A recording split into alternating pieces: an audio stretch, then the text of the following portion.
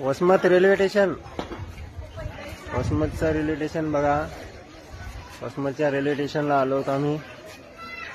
इकडे बघू शकता तुम्ही वसमतचं रेल्वे स्टेशन.